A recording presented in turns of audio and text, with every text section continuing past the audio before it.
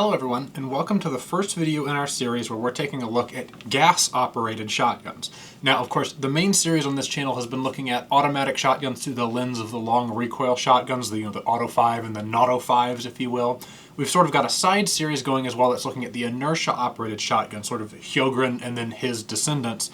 But today we're going to start a new chapter in looking at gas-operated automatic shotguns. Now, in past videos, I've sort of voiced my distaste for gas-operated shotguns, and while this video won't be a great big full-throated breakdown on why I don't like gas-operated shotguns, probably at the end of looking at sort of these initial guns, so we'll look at the gun today, we'll look at one from Remington, and we'll look at one from Beretta.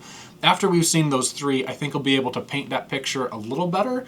Maybe we'll have to look at a couple more than just those three, but ultimately I'm not the biggest fan of gas-operated shotguns, and we'll get just a peek at why that is today, looking here at this example. And speaking of this example, it's kind of an interesting thing that we have here today. Most frequently this gun is known as the JC Higgins Model 60.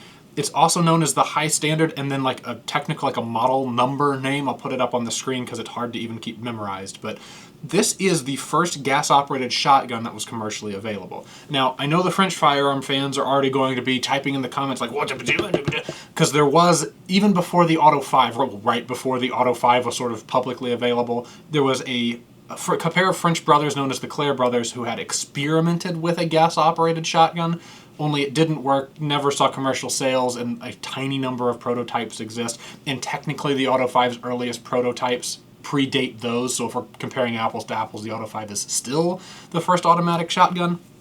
But the sort of inception, the first thoughts around could we make a gas-operated automatic shotgun date back to before the 1900s even. So it is a very, very old concept. It's just that that concept would really never actually be available, it would never be working, until 1955, when High Standard would go ahead and make this gun. Now, the way this gun was made is a little bit confusing. High Standard had been a maker of firearms, and they are known for making firearms of a quality.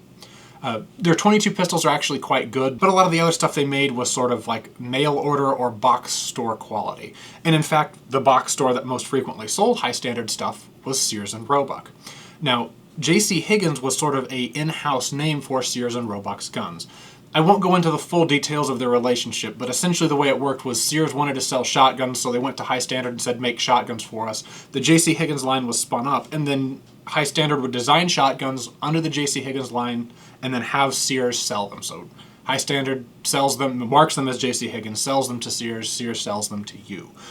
This relationship existed for quite some time, and several guns were sort of like released under this JC Higgins brand, so like it was a made for Sears sort of exclusive thing. And I think it is extremely funny then that that's kind of this gun's story. The first gas-operated shotgun that was publicly available was not like some high-end company that was trying to reinvent the wheel.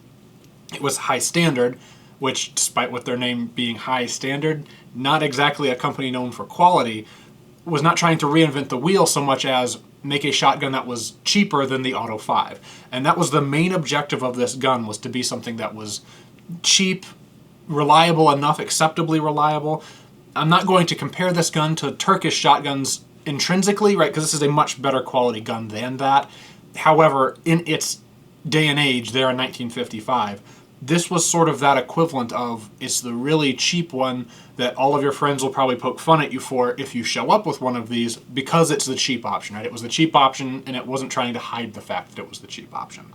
Now, sort of wrapping up the history on this gun, through High Standard's relationship with Sears, this particular gun, the JC Higgins Model 60, would go through a series of iterations. There's sort of a series of stealth edits or minor changes to the gun along the way. Eventually the name gets changed to the JC Higgins Model 66. Eventually High Standard and Sears end up terminating their agreement, their contract to work with one another, and High Standard would end up calling this gun the Supermatic. Eventually this gun's action, modified just a little bit, shows up in that HS-10 bullpup that everybody likes from the Call of Duty game. And if you kind of look at it, kind of hide the stock here, you can see very HS-10-y going on here. The very distinctive charging handle, which is cut into a separate slot in the receiver independent of the bolt slot, which does a decent job as far as sort of preventing that, usually have a great big opening here that dust and debris can get into. This actually does a pretty good job of sealing that off when the gun's at rest.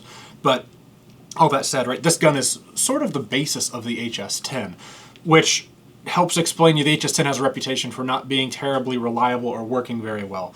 And that reputation sort of starts here. Even back in this gun's prime there in the 1955 time frame, it did not have a reputation as being terribly reliable, where some ammo it didn't want to work with, even the ammo that it did work with, it didn't always want to work reliably with.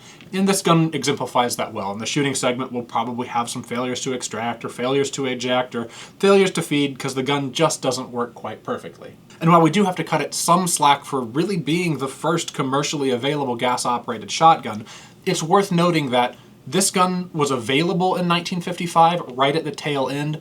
Sort of there at the beginning of 1956, Remington comes out with the Remington Sportsman 58, which is a very confusing numbering system. And then in 1956, Beretta's going to come out with the Beretta Model 60. Although some sources say that the Beretta Model 60 wasn't really a thing until 1958, there's a little bit of debate there.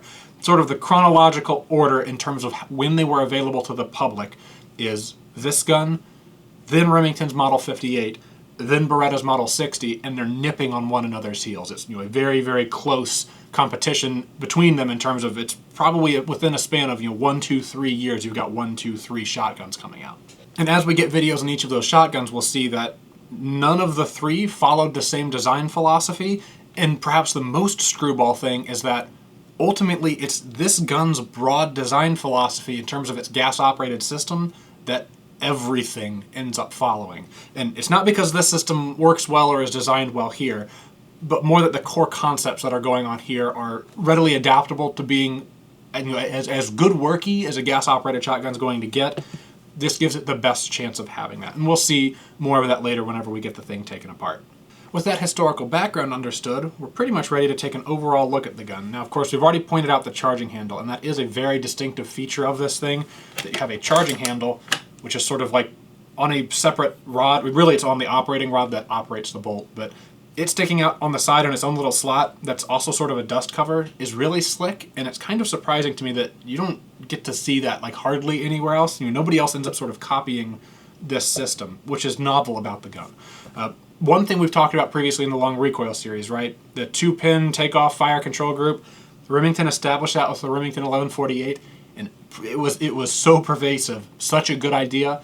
Everything gets infected by that idea from then on. There's some shotguns that don't follow it, but 90% of them that came after the 1148 that are so configured, right? That's configured like a regular automatic shotgun, does this 2-pin trigger takedown system because it's just so good. Looking over here on the other side of the gun, we can see we have a left-hand bolt release, which is a little interesting. That was more or less put there because you wouldn't have a whole lot of room for it with the operating rod being on this side of the gun. So it's sort of it wasn't necessarily, they weren't trying to copy Franke, right? Because Franke's idea was you put it on this side of the gun so that if you're right-handed and you go to reload the gun, you can roll the gun over, hold the button in, and then load with your firing hand. Not necessarily what they were going for here with the high standard. They were just trying to keep it out of the way of the operating rod. We'll see more of that when we look at the internals. This specific version of the Model 60 is the Model 60 Deluxe or whatever, which got you a carrier that was jeweled. It got you a bolt, which was jeweled. It got you a rib on the barrel, and then this combo choke comp system. We've got videos on the Polychoke already on the channel. This is a Polychoke clone. It's not made by Polychoke, but works the same way. I have patterned this one. It does pattern. It works the way it's supposed to. It's a pretty interesting system. And these sort of comp systems, I know a lot of people sort of cast aspersions at how effective could those sorts of things be. Surprisingly effective. You wouldn't think maybe at the end of a shotgun barrel where pressure's already dropped off that much, those sort of systems wouldn't be doing a lot, but they certainly do have a pronounced effect on reducing felt recoil. It's perhaps most pronounced on the long recoil guns because then it acts as a gas brake at the end of the barrel, which slows down the reciprocating parts even further in addition to the friction system. But on a gas-operated gun like this, it does its best to sort of smooth out the action. And this shotgun, like most gas-operated shotguns, really until Beretta comes off with the whole kickoff system of putting a bunch of gas springs all over every impact surface on the system, gas-operated shotguns are not nearly as smooth as long recoil-operated shotguns. You usually have a much more abrupt recoil feel, the bolt's back and the bolt's forward, as opposed to in a long recoil system, right? You've got everything's coming back and it's slow. Okay, now it stopped. Now the barrel's coming forward. Now the bolt's coming forward. Then it sort of has that syncopated chunk, chunk as you're shooting the thing, whereas with a gas-operated gun, it's chunk, chunk. And we'll probably see a little bit of that in slow-mo footage as well.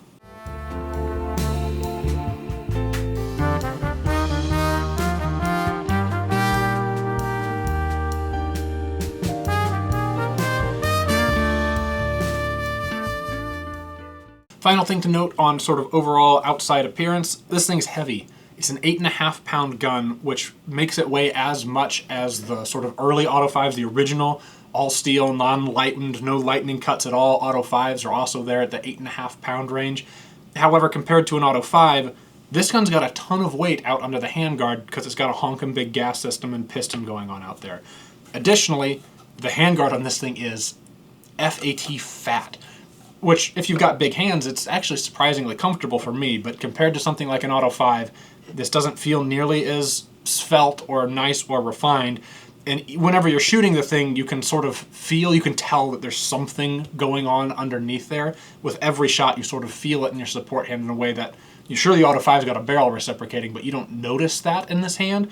So much as with this hand, you sort of notice that there's gas underneath the handguard. And we'll see more about perhaps why that is as we start to tear into it here.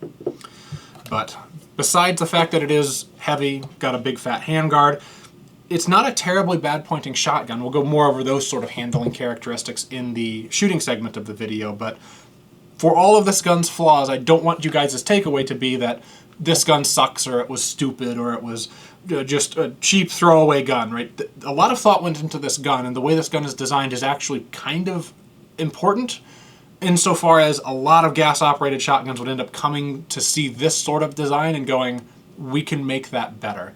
So it is an important gun, it's an influential gun, it's a gun that rarely gets the credit it deserves, but it's not really a good gun. It's an interesting, like a curios, right, is what it is. It's a very interesting gun historically, not a very good gun necessarily to shoot. Like if you were going to get one shotgun and you wanted it to be a gas-operated shotgun and you wanted to shoot it a bunch, I would not get one of these. Not even for a second would I entertain that, because they're not all that good. But all that yammering aside, takedown of this shotgun is much more complicated than we're used to seeing with a long recoil gun, which I guess as we're getting into the gun, we can sort of talk about. A major complaint against long recoil operated shotguns, especially here in the 1950s era, was that if you wanted to move from lighter loads to heavier loads, you had to adjust a friction ring. Now, I think today we better understand that as a feature, right? It's good that you're able to do that because it makes the gun recoil smoother and much more pleasant to shoot. But back in the day, especially pre-internet, where people didn't necessarily understand the whole adjustment of friction rings, right? Because if you didn't have the gun's manual and the gun didn't have the instructions under the handguard, you might not know how that system works, and you might come away with thinking, well, the Auto 5 kicks really hard or the Auto 5 doesn't work at all, depending on how your friction system was adjusted. It's one of the things that manufacturers of early gas-operated shotguns were trying to achieve, was make it so that adjustment wasn't needed for the gun to continue to run. And this gun technically has a way to adjust it, but if you dial really any adjustment in on the gun, it just goes from working some of the time to not working at all. So it's not quite very adjustable, but the idea was there, right? That it did still have some adjustability, but you didn't have to flip a friction ring around, which for sort of, I don't want to use the word ignorant to be mean, but if you're an ignorant consumer and you don't understand how the friction system works, this suddenly becomes a very nice value add. Say you're somebody who only shoots shotguns once a year for like a social thing, you go and hunt with your buddies or something once a year. Remembering how that friction system works, if you're only ever going to deal with it once a year, might be a problem. Meanwhile, with a gas-operated system like this, it's sort of a set it and forget it sort of thing. You're not going to have to come back to it over and over again. But that said, if we go about taking things apart here, got our two pins that we'll just punch right out. Get our trigger group off. And our trigger group drops out the bottom there. You don't have to pay super close attention to this trigger group. Of course, an aluminum casting. It's got slots cut into it, so you can have your carrier ride in one slot on either side. You then have your hammer and trigger mechanism. They're riding in the middle. If we look up close, we can see that the trigger mechanism is a sort of simple slip sear system. You have your trigger all the way there in the bottom, which you can barely see there in the back. Whenever it is pulled, of course, it comes off of the slip sear. Whenever the hammer cocks back, it pushes the sear back towards the trigger, and now the trigger is re-engaged with the slip. And then pulling it has the trigger release the hammer from the slip sear, and then the trigger disengages the slip sear until the hammer comes back. So in this regard, it's actually a pretty darn simple fire control group. You only have one sear surface on the hammer, one sear surface on the sear that interacts with the hammer, and then one sear surface between the trigger and that sort of intermediary sear part. So I can't hate the fire control group design too much. It is very simple, and you can certainly see here in this sort of fire control group cassette where the sort of impetus, right? This gun was meant to be cheap, and cheaper than an Auto 5 is their idea of cheap, but there's a lot of cost savings going on here. A very simple carrier, very simple aluminum machining to sort of house all of the parts, and a simple fire control group with a lot of simple shapes. Now, if you just wanted to be able to take the bolt out of this gun for maybe a little bit of cleaning or maintenance in the receiver, you can do that without taking the rest of the gun apart, simply by pulling the charging handle back, then putting a finger down in there and wiggling the bolt up. It's a little awkward to sort of show to a camera here, but you can pick the bolt and carrier up out of the gun like so. There's that. And now the charging handle and operating rod would just go back forward. Now, the problem, this is actually a very easy field strip, right? It's a field strip that is easy. It's on par with something like the Remington 1148. That was really easy to get the bolt out. That's awesome. The problem with this system is that it's a gas-operated shotgun.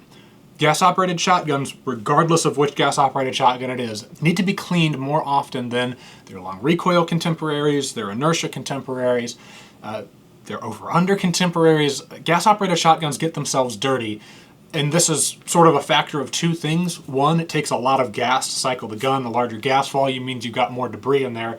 Two, shotgun ammo is very frequently not very clean because it is low pressure.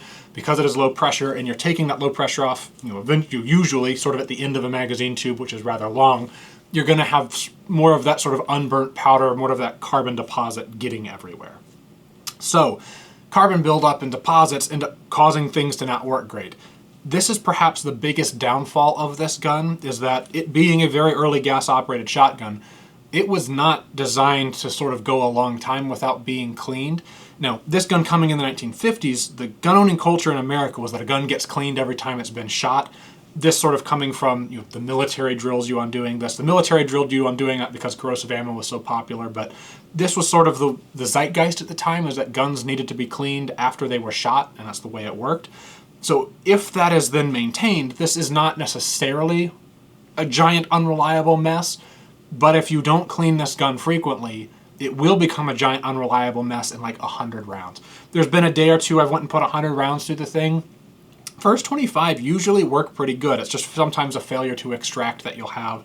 And that just comes down to the gun's, the gun's relatively immature design has poor gas timing insofar as when the bolt starts trying to extract the shell, it will sometimes fail to extract it. But you will have short cycling, no feeding, no ejection, a laundry list of issues you'll end up running into if you put the thing through 50 rounds, 75 rounds without stopping to clean it.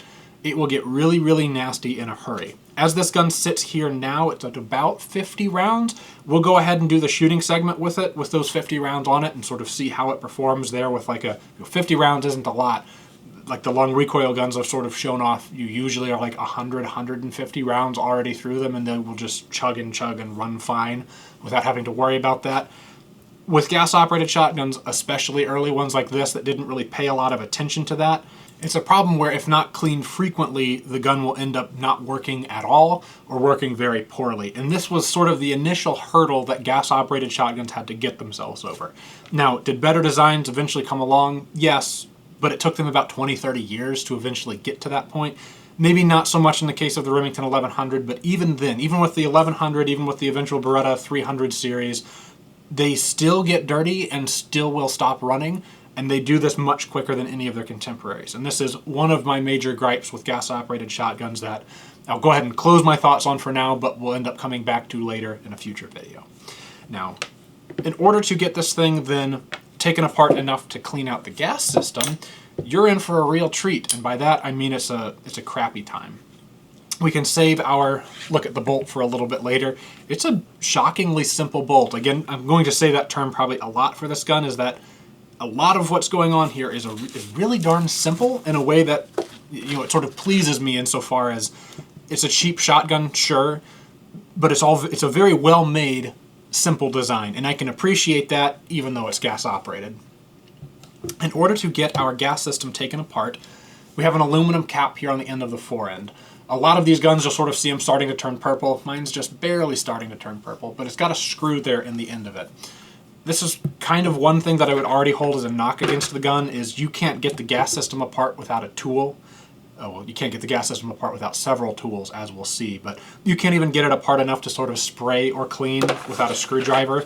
There's really no reason this couldn't have been a ratcheting cap like you've got with the Auto 5. But in order to get it taken off here, get ourselves a chunky screwdriver bit, see if we can find something that'll fit. Go one size chunkier, maybe two sizes chunkier. There we go. And in fact, I might as well use the biggest bit in the whole set. This is like the one time you'll ever use a screwdriver that big.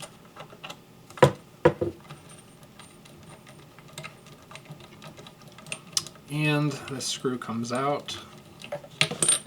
There we go. So there's our cap. This cap has an important job. The gas system on this shotgun is a sort of cylinder thing that's kind of contained under the handguard. That sounds cockamamie. We'll see exactly how cockamamie it is once we get things taken apart, but this cap here, you can sort of see, has carbon deposited on it. That's because, you know, there's gas pressure vented off of the barrel all underneath the handguard. This is something that gas-operated shotguns would end up taking sort of one of two routes to address.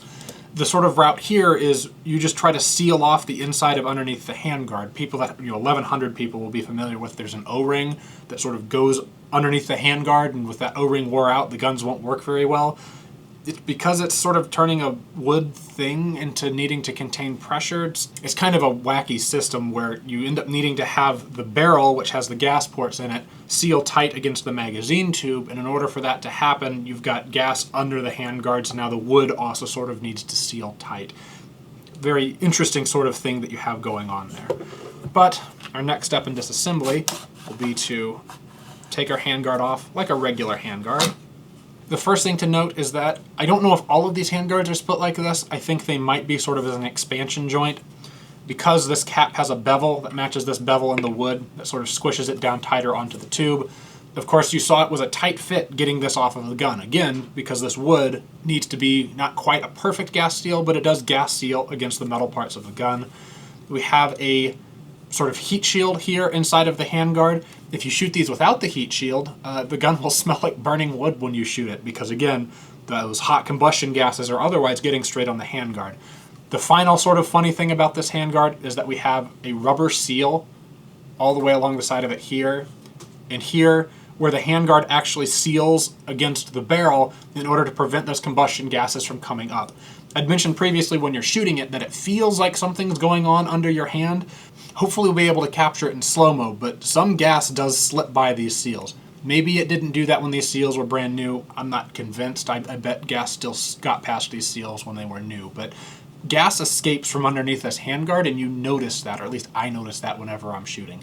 It's not that disconcerting, but it's a thing that you're conscious of happening. Is like, there's a little, like right underneath where your hand's gripping the gun, combustion gases are being vented off the barrel, and you're just wrapping your hand around that.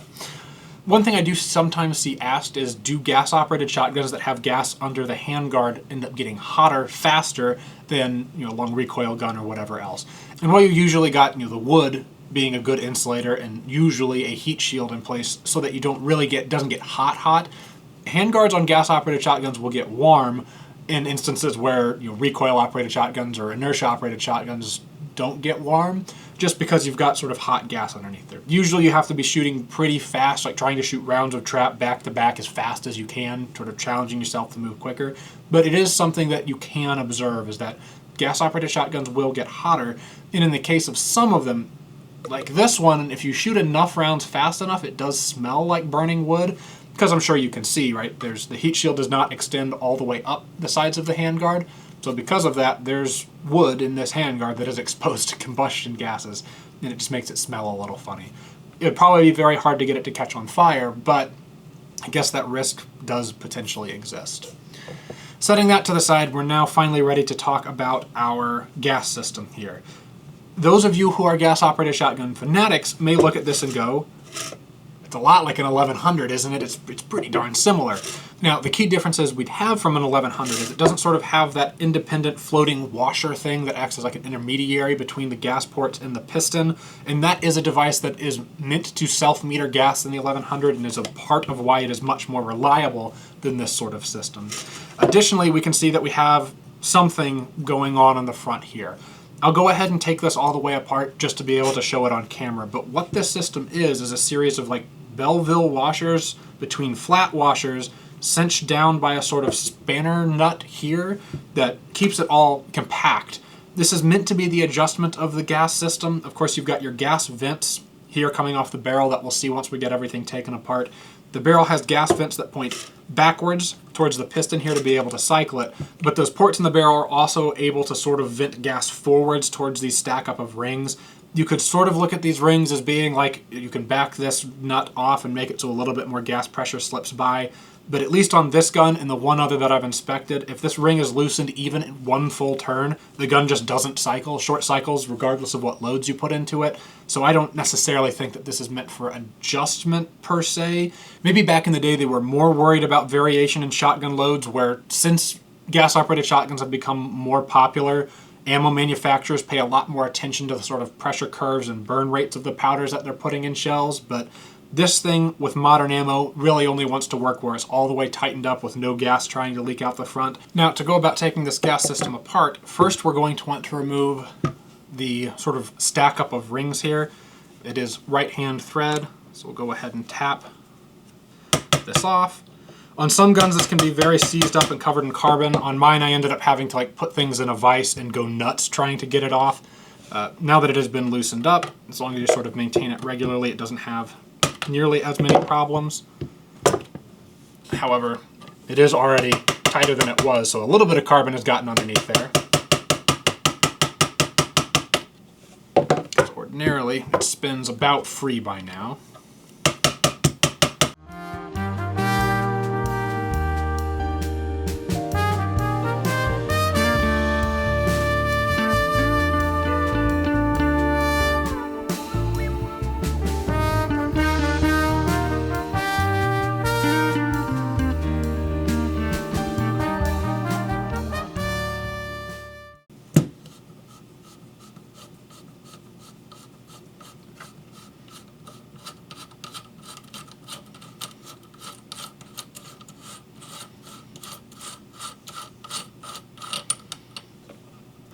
Okay, and with that stack up of rings removed, what I recommend you do is take whatever tool you used to remove them and put them onto there.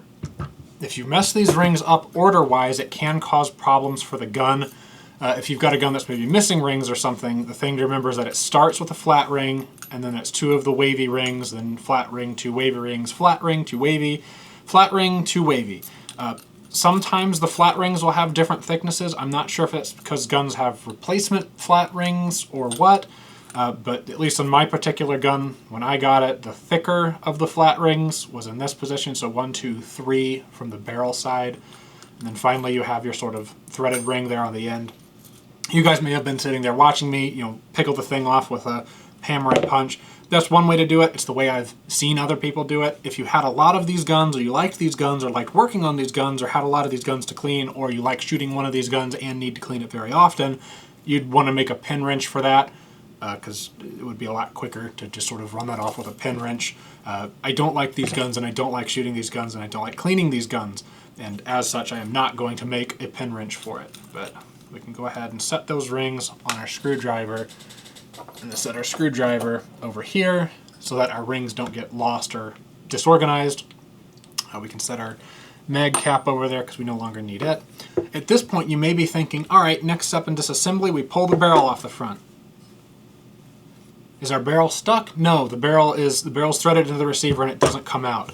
And in their infinite wisdom, High Standard decided the way this gun needed to come apart was the mag tube being threaded in and out of the receiver, which I won't temper how I feel about this. It's really stupid. It's a horrible, stupid way to put the gun together, especially because these mag tubes will frequently be frozen into receivers really tight from carbon buildup and stuff over the ages. So getting these out can sometimes be very tricky. When I had first got this gun, I had trouble getting this mag tube out. We'll see if this time it comes out any easier. Now, the way I've gone about doing this is just taking a punch and sticking it through there, because everybody knows punches are actually just pry bars in disguise. And you've got every 90 degrees in this tube, you've got holes to do it. This is also right-hand thread, and we'll just go ahead and spin it on out, slowly but surely. And as you're doing this, of course, you have to watch out for scratching the barrel. Miraculously, this one doesn't have the scratch that you'll very frequently find on these, where somebody's coming around here with a punch and then scrapes it right across the barrel. But go ahead, keep getting after this. In typical fashion, right, because nothing is ever easy, this tube has about 1 million threads into the receiver. They could have got by with like 10. So you would only have to turn it like 20 times like this, but it's got a lot of threads on it. So we'll just have to go thread it on out. And additionally, as you're threading it out, of course, there's a mag spring inside of this tube, and you have to watch out for that mag spring as you're sticking your punch in here. There we go. Tube's going a lot easier this time, and you can see that the area this tube usually gets hung up at is right under here. This was sparkling clean 50 rounds ago. To give you guys an idea of how dirty a gas-operated shotgun can run, very dirty. I know I had said that we would just go and shoot it like this, but with as much friction as this had picked up additional, I think I am going to go ahead and try and clean this again, because the first time I took this thing apart, it was misery. It was really, really hard to get this stupid gun apart the first time, and I would not like to have to repeat that. This wasn't too bad. The first time I had to have the receiver in the vise, and this is the second one of these punches I have, because the first one ended up being bent like this, getting the tube out of there. And this is it was a decent Starrett punch that I bent very badly. So these tubes can get seized in there very tight. If you've got one of these guns, you're trying to take this tube out and it's very tight, the best thing I can recommend is soaking in penetrating oil between the barrel and here on the tube. If penetrating oil doesn't work, you can maybe use like automatic transmission fluid, or if you have to as a weapon of last resort, you just keep bending punches and it won't move. You could try and use gasoline or something, but you're going to need something strong penetrating fluid wise, because this tube wants to freeze to the barrel. Now, with these apart, we can take our mag spring out. Technically, you can thread this cap off of the mag tube first to make the mag spring easier, because otherwise you've got two springs inside of each other, which can be a little funky to work with. But we can see here is our action spring. Now, the one sort of cool thing about gas-operated shotguns is that they don't need a barrel spring and a bolt spring. They can just have one action spring, because the barrel doesn't move, just the bolt does. Because of this, the stock on these guns is just a stock. It doesn't do anything. You can take the stock off and shoot them without a stock. So that's kind of cool, and that's why this action could be adapted to be in HS10 so easily. I mean, if it would work, it would probably be a little easier, but there is your action spring. I guess for reassembly, in case I forget to mention it, the way that I've always seen it done is that it's got a flat end and it's got a non-flat end. The non-flat end goes towards the receiver, the flat end goes towards the piston. It's the way that I've seen that done. Supposedly that has something to do with reliability. Here is our piston itself, great big old hunk of steel, which is filthy. And then finally that leaves the mag tube follower. We can leave with the mag tube spring and set it over there. It's not interesting. We have this weird aluminum machining thing, which essentially acts as a ferrule to hold the rear end of the handguard. It also sort of acts as this side of a gas seal against the tube. These do fit together rather tight, right? So there you go. It's darn tight in there as well. So there's how that's fitting together. The threads for the mag tube itself, though, are directly into the receiver. So I've seen some people hypothesize that this is threaded into the aluminum there. It is not. But there's that system. Finally, we have our operating rod charging handle assembly, and it comes off the gun by pulling it about this far, somewhere in there. You can tilt the front end of it down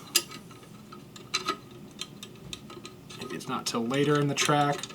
Eventually it Tetrises out of there so that this comes below the hoop there on the barrel. There it is, almost all the way forward. And you wiggle it out like that. It's a very interesting Jenga Tetris game they have going on there. But here is your operating rod. It's a pretty impressive piece of steel, especially because they opted to machine this. Meanwhile, the sort of, this equivalent, whenever you end up coming to a Remington, ends up being two-sided, as you'll see it in the 58 and the 878 and the 1100. It is a two-sided action bar system, but they stamp it, and you will see a lot of those on Remingtons end up cracking, especially on the early ones where they hadn't figured out heat treat yet. I've seen one or two of these broken, up here where they've got a sharp 90-degree corner. I've seen these break before, but these are much thicker, much heavier stuff, machined instead of stamped, so I kind of do like this. This is one place they could have saved money by stamping, because they could have just welded this charging handle on and kept this a thin stamped piece with a 90-degree bend in it. Could have done that, but they ended up going the extra distance to make this a much better part, because if you sit there and look at it, you machinists out there, this bit isn't welded on there. You guys can look at that and tell me maybe this was made from a forging. But if it was made from plate, that's a lot of machining that had to go on. And I'm pretty sure this wasn't made from a casting, just given the sort of surface quality on it, the actual overall quality and how darn straight they got it, unless they casted it way oversized and machined a ton off of it. This is a pretty cool part to see, in because everything else in this gun is it's very simple as possible, minimize cuts, minimize shapes. Like look at this bolt. This bolt looks like something you'd see in a 3D printed gun. It's so simple. But meanwhile, you get here and it's like, okay, that's a lot of machining that happened there. Finally, looking at what we have left, we have a bolt release in the receiver. This bolt release works just like it does in Auto 5s and a lot of other guns, where as a shell comes back, it will depress the bolt release, let a shell come up. Otherwise, you can press the bolt release manually to let the carrier come up. And as we'd seen before on the trigger group, we have a carrier dog over here. The carrier dog doesn't stick up as high as on a regular trigger group, but that carrier dog will catch the bolt here to sort of hold it back until the carriers come up to let the bolt come forward. That's pretty much it for the inner workings of the gun. We can sort of talk more about the receiver. Steel receiver that has the locking shoulder just machined up into the top of it. Round locking shoulders that are rising usually don't work very well. We'll look more at other shotguns that have these feature. Generally speaking, it means that they want to bind up at the shoulder, because it is hard to make a round locking peg sit in a round locking recess and have 100% engagement on the sort of rear half of that semicircle. Usually it just wants to touch in one or two points where it binds up and drags and has extra friction.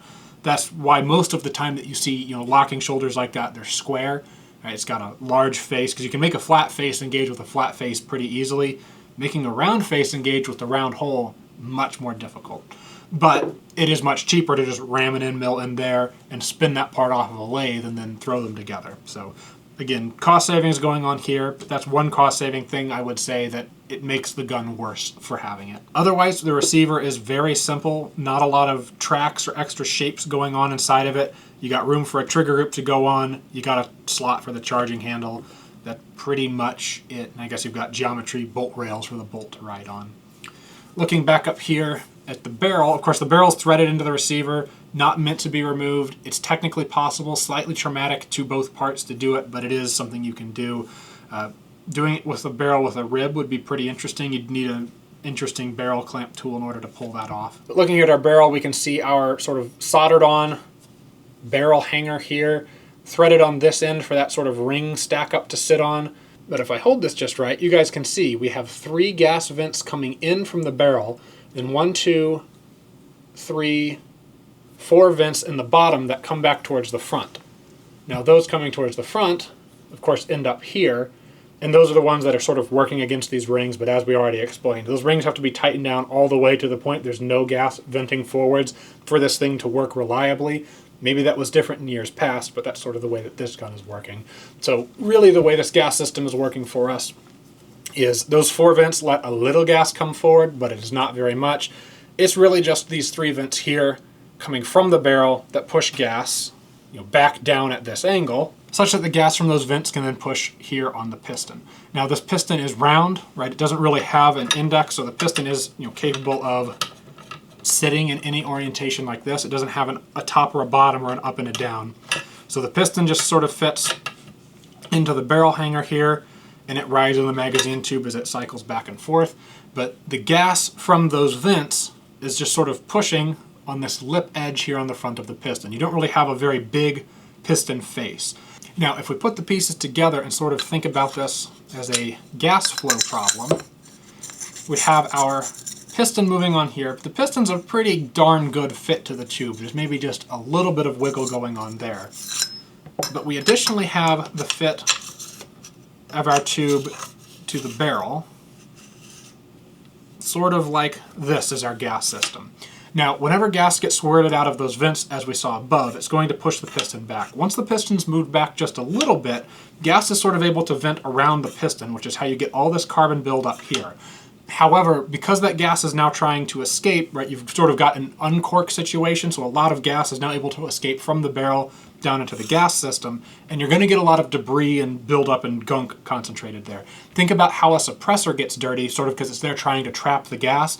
This gas system inadvertently becomes somewhat like a suppressor as soon as the piston starts to move, because now it's able to bring gas into the system, and that gas gets caked all over everything.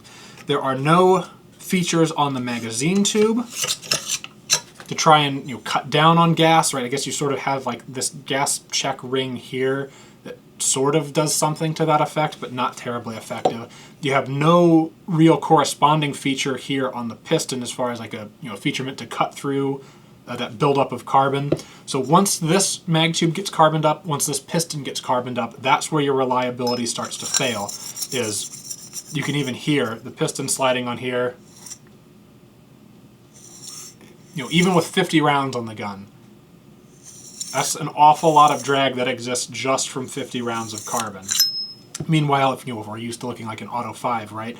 An Auto 5 has so little friction, it's got a friction system to try and slow things down more. The gas-operated shotgun ends up being, it uses the magazine tube for the opposite. In a gas-operated shotgun, you want the mag tube to be slick with as little friction as possible and as little carbon buildup as possible. Meanwhile, with a friction-operated, a recoil-operated shotgun that has a friction system, you want the mag tube to be causing as much friction on the moving parts as possible to help slow them down, to help make the recoil more smooth. So it's sort of an interesting, the mag tubes are used for two different things, comparing the two systems. But the system that's on display here is sort of what's known as an annular gas piston. Some annular gas pistons go around the barrel. I guess this is a mag tube annular system that we have on display here, where the piston sits around the magazine tube, where it gets its name from. We already sort of touched on it, but this sort of annular piston around the magazine tube ends up being copied by a lot of other shotguns, but not how it is executed here. Everybody else executes it in a much cleaner, better sort of way. But this is the solution that High Standard arrives at as the simplest, right? Because they're trying to make a simple, cheap shotgun. It ends up being the solution that wins out in most cases for most gas-operated shotguns since sort of the popularity of gas-operated shotguns started to rise.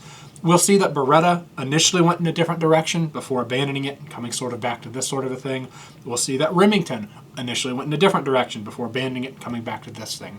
And while a couple of other companies ended up trying to copy what Remington initially did, this ends up being the sort of de facto standard way, right? If the Browning friction ring system is the standard way in which a long recoil shotgun operates, this is the standard way in which a gas-operated shotgun operates, is an annular piston floating on the outside of the magazine tube that then has some sort of a connecting bar that brings it to the bolt to the rest of the gun. Now, the last thing we have to take a look at here is the bolt.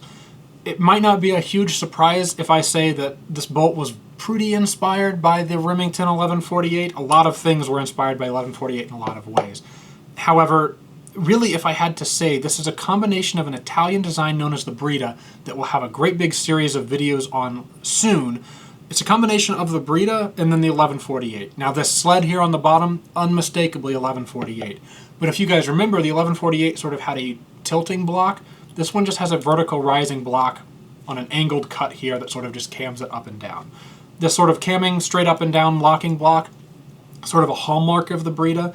I don't know if any other shotguns had necessarily implemented it by the time that this was going on, so very likely that they had seen this going on from the Beretta. But the sled going on the bottom, unmistakably 1148. This was, again, the 1148 was very influential for a lot of different reasons, not just for the trigger group, but in how simple you could make a shotgun action. It was a case study in that. And while the shotgun doesn't use as many stampings as the 1148, stampings back in 1955 wasn't necessarily synonymous with simple, it was synonymous with cost savings. If you weren't a company that couldn't, if you were a company and you couldn't invest in stampings, they weren't cheap for you. It was something too difficult for you to understand how to do. Even though if you did set up to do it like much like Remington did, you'd be swimming in money being able to make complex parts cheaply. But you can see that this is a fully machined bolt, much more machined, much more substantial version of basically what the 1148 is doing. Sort of a chief difference here is our ejector is a push rod style that slams against the back of the receiver. These guns have ejection problems sometimes. I think it's because this style of ejection is very stupid. Additionally, these guns have extraction problems. That's due in one part to the gas timing, the actual cycling timing of the gun is not correct. But the other part of that problem is that you've got a single extractor, the claw shape on it is not very sharp, and the standard springs that came in these were pretty soft. I ended up replacing this with a much stronger spring. Again, I don't know if they're worn out. I've seen a sample size of 2 of these guns. Both of them had very weak extractor springs. I replaced this one with just a generic off-the-shelf spring that's much more stiff, and it improved the reliability of extraction of this thing substantially. So it just comes down to a gas timing thing. It may also be a little bit of a chamber roughness thing.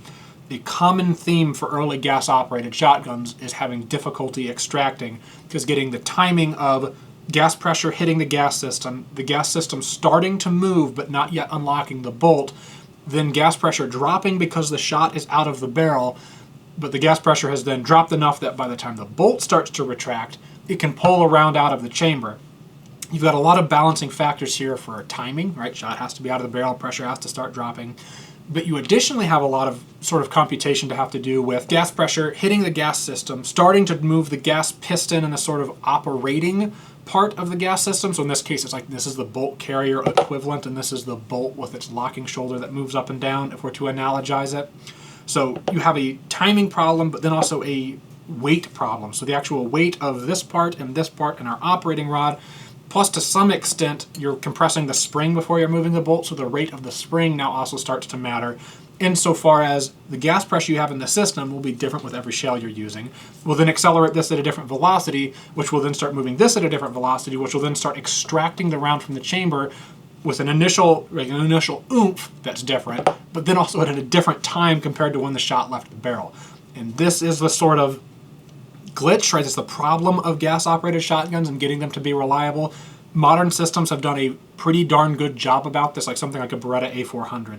Not a lot of time that people are saying this load just won't extract or this load consistently won't eject. You don't run into very much of that anymore these days.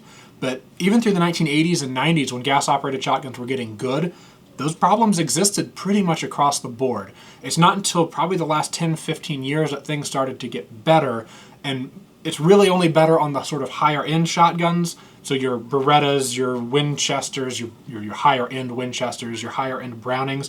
But even with all this said, as soon as they get dirty, that starts to go out the window and that all starts to change, because the amount of dirt in this system is now another compounding factor in the extraction timing, the cycle timing, the energy that it has for extraction.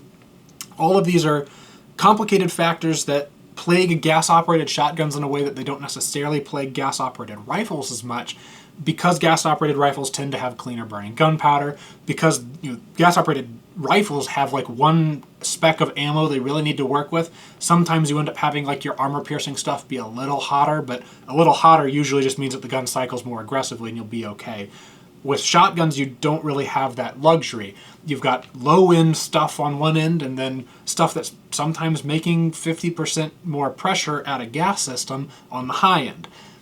Being able to balance between the two of them has always been the struggle of gas-operated shotguns. And modern systems are better about this, but they aren't perfect about it, at least not in a way that, you know how you account for that in a recoil gun is you flip a ring over, or in some recoil guns you don't even account for it. You just shoot the thing, and it'll have more recoil one way or the other the same way a gas-operated gun would be, but gas-operated guns tend to have a narrower band of stuff that they will work with, and that band will shrink usually as the gun gets more and more dirty. I'll stop that thought there. I'll hold it until we talk more in detail about gas-operated shotguns in their own conceptual video, but for now, that's sort of our look on the inside of the Higgins Model 60. At this point, I'll go ahead and go through the steps of reassembly. Reassembly is the reverse of assembly. There's nothing too shocking there, so I'll go ahead and fast forward through that process, and I'll also try and clean off some of the parts here that have already gotten super carboned up so that the gun goes together easier and comes apart easier next time in the future. But once we're done fast forwarding, we'll go ahead and do a couple of words and then go into our shooting segment. A quick note on something I forgot to show as I was taking the gun apart and then putting it back together. If your gun is very hard to pull the bolt all the way to the rear on, so if you can't get the bolt to the very rear end of the receiver without like undue resistance as you're doing that, the most often cause for that is that because of the way the charging handle works, each time you're pulling it back, you have the opportunity to stuff dirt and debris back into this slot, which stuffs it back into a little cutout in the stock. So if your charging handle is very stiff as you're getting it back, the most likely cause for that, assuming you've got the gun taken all the way apart and made sure there's nothing else wrong with it, is that you've got dirt and debris packed into the back of this slot there. If you leave it like that for too long, you can end up having the side of the stock here just sort of explode. And then that problem will be relieved because it will just squirt that grease and gunk out the side of the hole there in the stock. So if your gun has that, or if you're just worried it might have that, you can pop the butt pad off, pop the stock off. Once the stock's off, you'll see that pocket there in the stock that you can clean out if you need to. But just something to be aware of. I thought I'd mention. I had the stock off of this gun. I cleaned it up. It's not a part of regular maintenance. It's not something you should have to worry about. But I've seen one or two guns where, right there where that pocket is, the wood is cracked out or distinted or broken because it had something of grease and dirt and grime get packed into that track and reciprocated by the charging handle and essentially hydraulically rammed out the side of the stock. So something to be aware of. If you've got one of these and you plan on shooting it a lot, definitely something to check out, but I figured I'd add that here because I forgot to.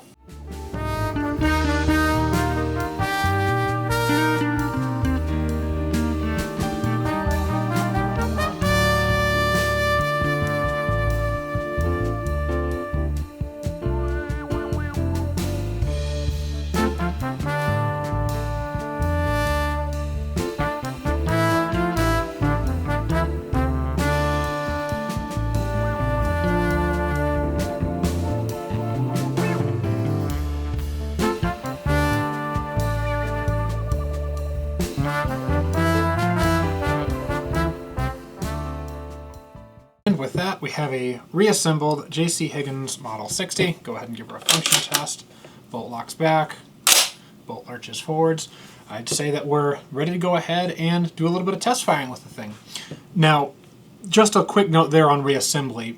You do not want to use any grease or oil or lube at all in the magazine tube because it will just instantly get converted to a carbon trap because there is so much gas and burning powder that goes on underneath the handguard. So avoid putting any grease or lube on things there.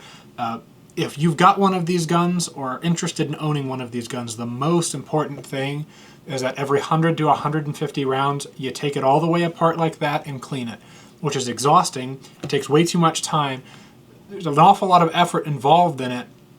And I think that's part of the reason, that's part of the reason why these guns have such a bad reputation is that's a lot of work and people just straight up don't do that, right? They're like, yeah, I'm not going to clean the gun that off, and then the gun doesn't work.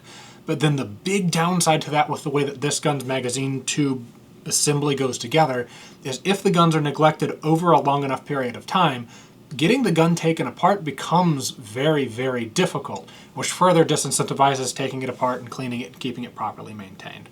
So this gun already has cycling problems even when it's clean, paired with the fact that it gets dirty easily and it's hard to take apart to clean it and it takes a lot of time to take it apart and clean it, means that it doesn't get taken apart and get cleaned.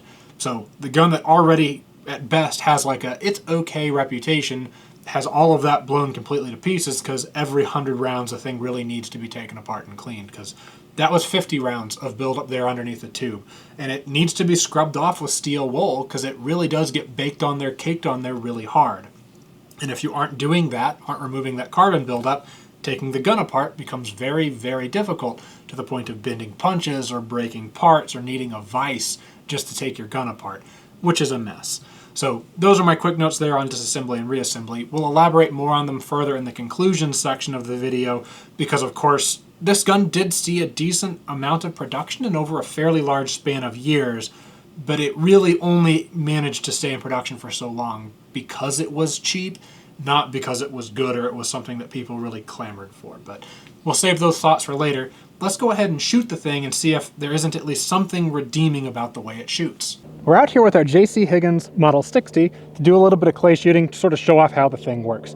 Now, of course, I should address, we're shooting targets that are very close. The reason we're doing this is so that you guys can see the targets in flight and as they break. If I went and made that target thrower a lot further out there to make the targets much harder to shoot, then it becomes hard for you guys to see, and then that's not very much fun. Now, as we mentioned when we were inside, this thing is a heavy, heavy gun. Now, this does make the recoil pretty darn smooth. Unfortunately, though, a lot of that weight is out at the front. For these sort of targets that we're shooting today, that's not going to be a big problem because we don't have to lead them by hardly anything. But if you were to take this thing, for example, to shoot a regulation game of skeet, where you're having to swing the gun fast and lead things by a lot, this would be an exhausting gun to have to deal with because its center of balance is way out there because of the necessity of the whole piston and handguard chunky system that's going on. And so while the balance isn't really bad for a trap gun, for a sporting clays gun, or for a skeet gun, this thing probably isn't all that well suited. Now, as we go about getting the thing loaded up here, it is much like we're used to seeing on a lot of other automatic shotguns. We'll plunk one round directly onto the lifter, then we press the bolt release on this side of the gun to send that round into the chamber. Being a lefty, you then have to mind, the charging handle is much lower than it is on most other shotguns, so as I go to pinch this thing, I have to keep my hand sort of out of the way. Rolling the gun over, we do have to hold the button in to be able to load additional shells.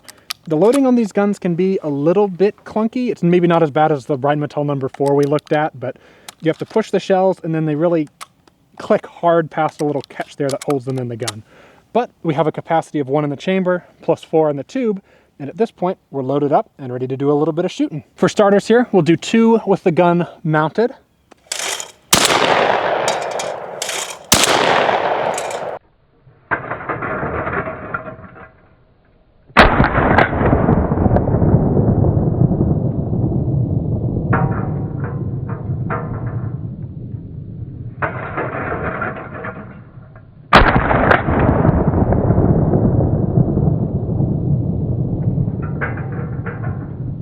And now we'll try 2 with the gun at a low position and snap it up into our shoulder.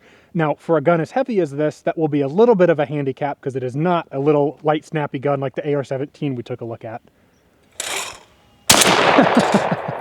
I clobbered myself in the face with this thing stock. It's balanced rather wonky. It's behind it. Try this one more time. There we go. Caught up with it that time. So it is certainly something that's tricky to be able to, snap shoot and shoot quickly with. And a lot of that just owes to the fact that it's got a lot of weight out here, which makes that hard to manage. And it's just heavy in general. Of course, this thing weighs as much as a all-steel, non-lightened Auto 5s, like the very early guns. Auto 5s had no lightning cuts, no weight reduction, no nothing. They were a similar 8.5 pounds to this thing. But with the gun loaded back up, got 3 more shells. I want to try that from the hip a few more times. If you let them get further out there and acquire the sights a little bit better, of course, it is going to be a little bit easier. However, what I like to look at when I'm doing this test is, can I snap the gun into my shoulder and shoot quickly, sort of a 1, 2, 3. Target thrown, gun and shoulder, target shot. We'll try one more shooting fast the way I was just describing and then see if we can't just poke one of them when it's all the way out there. I don't think I started from the hip for that. I'm completely forgetting what I'm supposed to be doing. Let's try one more from the hip here. Was able to catch up with that one fast. But now, I guess we could take this as an opportunity to sort of show off our selectable choke here. We've currently got it set for mod. If we'll dial that up to extra full, it tells us we can get out to 65 yards with that.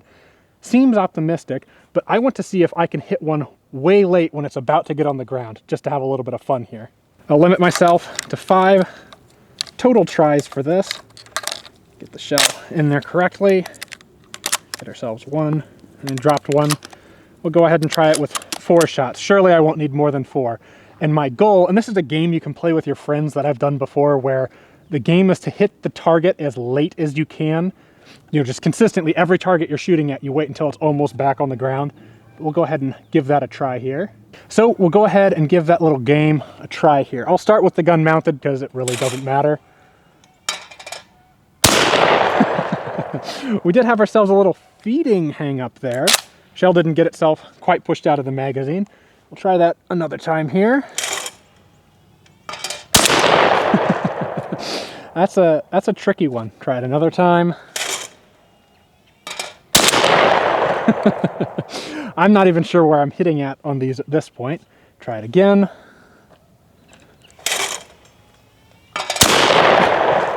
I'm probably over those each time. I do want to try that again because it's a fun game. This is not a very easy target to do the wait as long as possible for, but I want to see if we can't hit one. In order to keep this from being a idiot misses a target a lot of times and then yaps about it fast, we'll just give it 4 more attempts, but I'm going to hold much lower than I just was.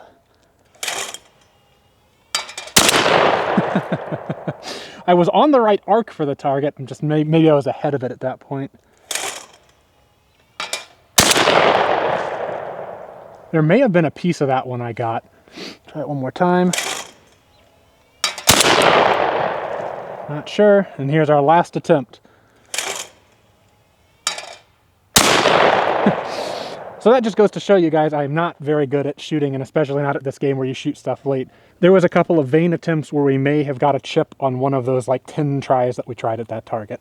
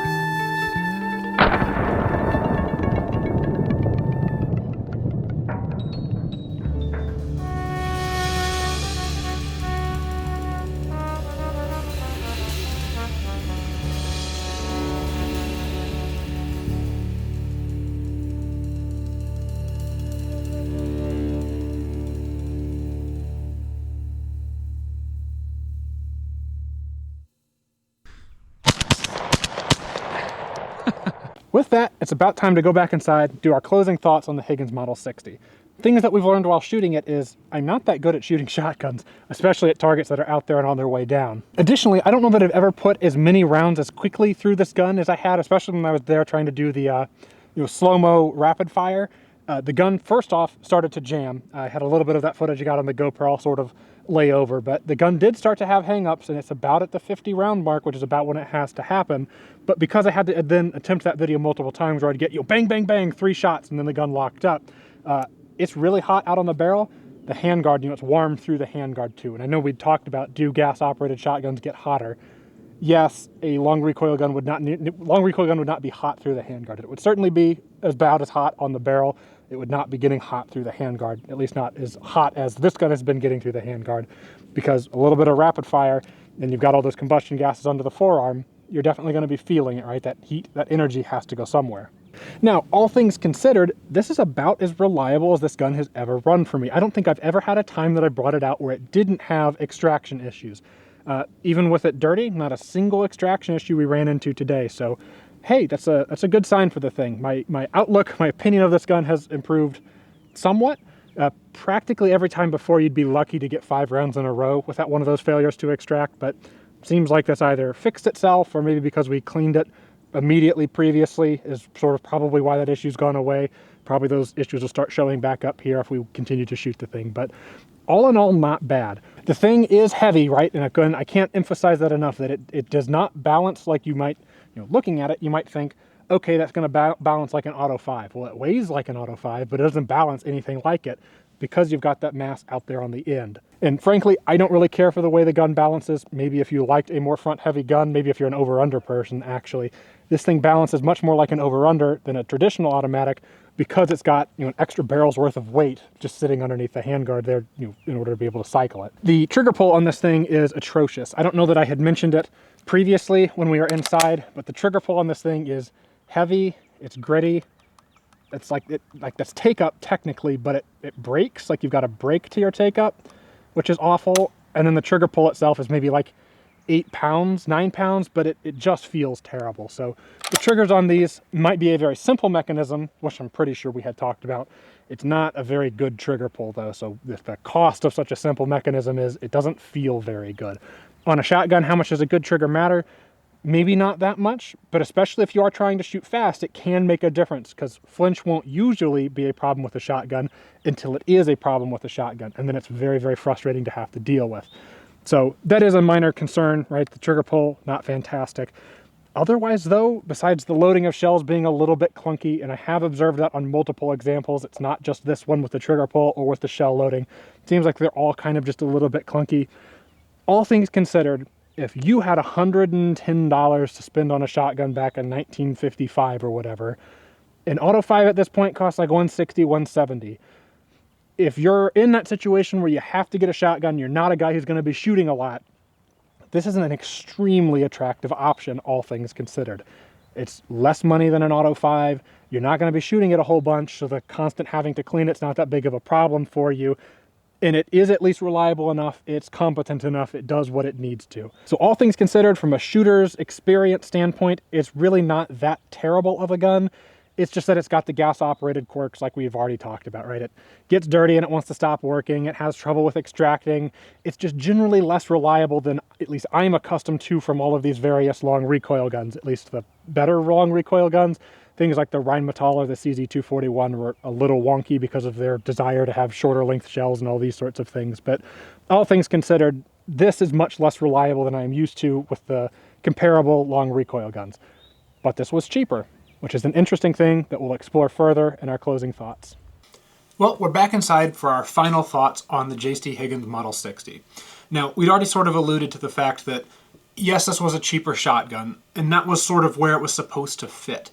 It incorporating gas operation was a part of it trying to be cheaper than its recoil-operated contemporaries to offer the consumer that maybe wasn't going to shoot as much a gun that was affordable, and sure, it may have needed more maintenance, but more maintenance isn't a huge problem if you're not a person who doesn't shoot your gun a ton. Maybe you only put 50 to 100 rounds a year through a gun.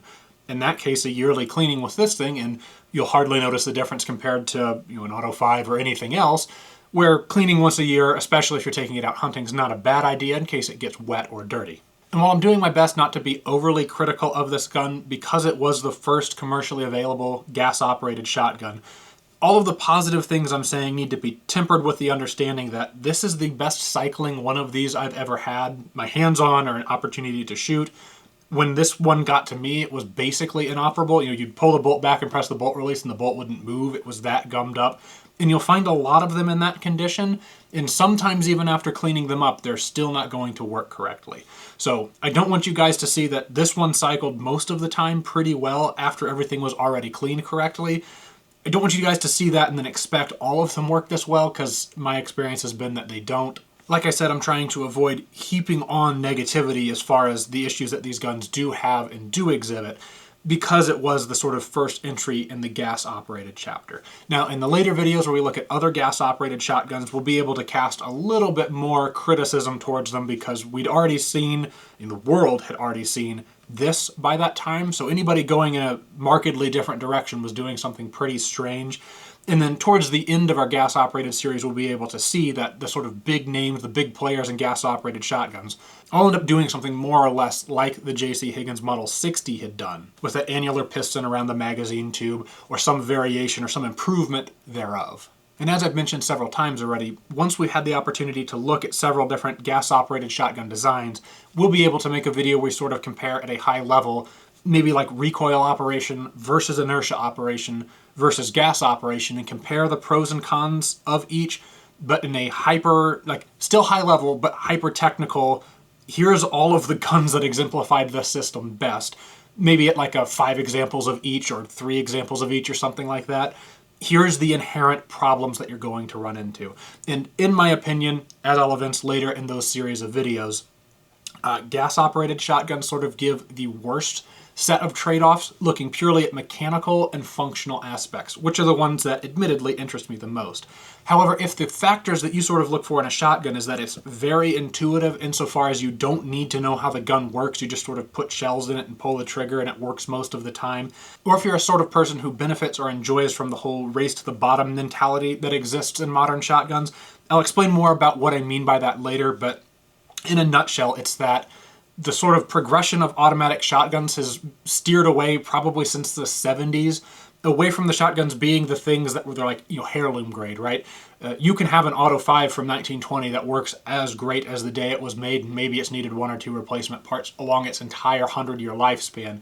But we see a lot of shotguns made today, even from high-end shotguns, Benellis and Berettas, that are needing a laundry list of new parts or replacement parts, or wearing out or needing replaced or being replaced by a newer model constantly these days, where every 5 years these companies are coming out with the new latest and greatest thing, and they're changing a bunch of parts so they're no longer compatible. And of course these companies are doing it because the market forces sort of demand that companies do it in order to be able to survive. And we saw this from the 70s till the 90s.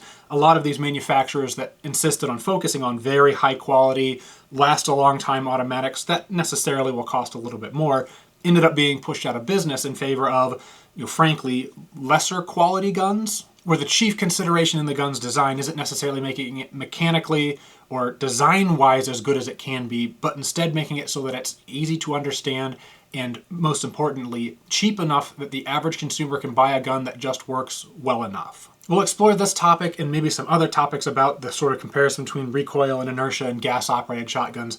So hopefully that gives you guys an idea of sort of where this series, where these looks at these gas-operated shotguns are going to end up.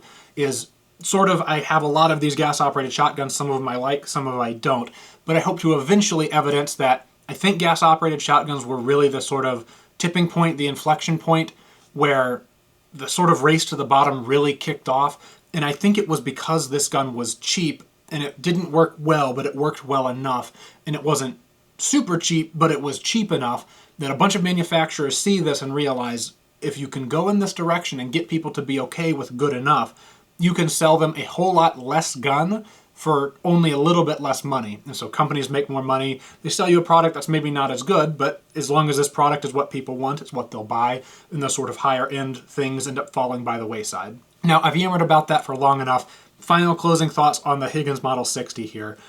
As we mentioned, right, very front heavy.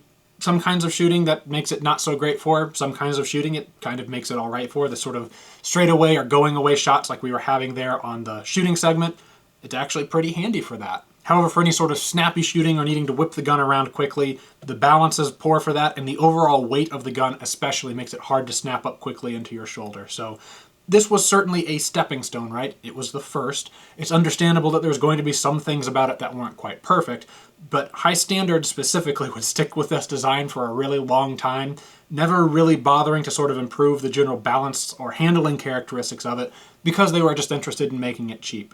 And perhaps it's best to wrap up just then by saying the JC Higgins Model 60 was the first commercially available gas-operated shotgun, but I think it might also be the gas-operated shotgun that exemplifies gas-operated shotguns in general the best, so far as they almost always tend to have that weight distribution problem where you have a lot more weight out front.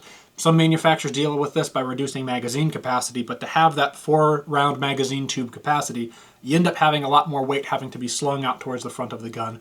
The overall weight of the gun is just sort of necessarily a little bit heavier. Of course, you can get away with that these days by having aluminum receivers and these things, but the addition of a gas system is more weight compared to if you were a long recoil gun or an inertia gun. And the Higgins even exemplifies the problem where eventually, after enough rounds, the gun will end up becoming sluggish and having cycling problems. You know, very modern Berettas these days, your A400s and such, these days they are much better about it than we've sort of seen with this example here. However, I think there's sort of an echo or a reverberation, if you will, if not just like an interesting parallel, where the Auto 5 being the first commercially available automatic shotgun at all, and specifically the first long recoil one, very much exemplified the way that the rest of those guns are going to work and be like, and the experience of working with them and dealing with them. In a very similar way, the first commercially available gas-operated shotgun ends up having design cues that were copied in the most successful gas-operated shotguns to follow. But then additionally, the idiosyncrasies of this gun, its handling, its balance, the way it's laid out, ends up being present there in many other gas-operated guns to follow. All this to say, perhaps the closing thought that I'll leave you guys with is the apple really didn't fall far from the tree in either case, where the Auto 5s and the Auto 5s have a lot of idiosyncrasies in common with each other, much the same way that JC Higgins Model 60, a gun that's relatively unknown or underappreciated, ends up having a lot of idiosyncrasies in common with, you know, your Beretta 300 series, your Remington 1100s, later Berettas, later Remingtons. Pretty much all of those automatic gas-operated shotguns that use that annular piston design look back in one form or another to the Higgins Model 60, a cost savings gun that was made for Sears, for people who weren't super serious about shooting. And I think that's just sort of an interesting thought that I'll end up closing on. Now, if you guys have appreciated this video, or you're interested in more videos about some other gas-operated or recoil-operated or inertia-operated shotguns, or you're interested in the printing stuff or the gun history deep dives, I would appreciate it if you guys would support me on the Patreon. You can find a link in the description. Every little bit there on the Patreon helps, but of course just leaving a like or subscribing or doing the engagement in the comments zone also helps. You can hop in the comment zone and tell me how dumb I am because your gas-operated shotgun's the best and it's never had a problem, and you put 1 million rounds through it and you've never cleaned it and it cycles really good. I believe you. It's a very believable thing.